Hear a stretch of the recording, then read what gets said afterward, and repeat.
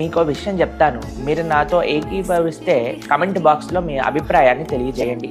మిగతా వాళ్ళ నోళ్ళని మూయటం కంటే మన చెవులని మూసుకోవటం చాలా సులభం. అవునా కాదా చెప్పండి? మనం ఏమనుకుంటాం, వీరు ఇలా మాట్లాడుతున్నారండి, వాళ్ళు ఇలా అంటున్నారండి, వీళ్ళు ఇలా ఆక్షేపణలు చేస్తున్నారండి అని మనం వాళ్ళ మాటలు వింటూ మనం బాధపడిపోతూ ఉంటామండి. వారికంటే ఆ మాటలు వినకుండా అంటే విన్నా సరే దాన్ని మనసుకి ఎక్కించకుండా, అదైతే మన చేతుల్లో ఉంది కదండి.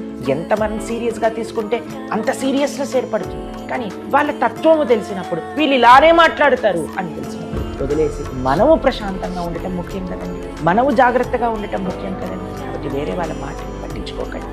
భగవానుడు ఎంత ప్రేమగా మనకి ఎన్ని మంచి ఉపదేశాలు చెప్పారు, ఆ మంచి ఉపదేశాన్ని పట్టించుకుంటాం. మనతో ప్రేమతో మాట్లాడే వారి యొక్క మంచి మాటలను మనం గుర్తు తెచ్చుకుంటాం. చెడుగా మాట్లాడే వాళ్ళని దూరం పెడదాం, ఆ మాటల్ని దూరం పెడదాం. హరే కృష్ణ.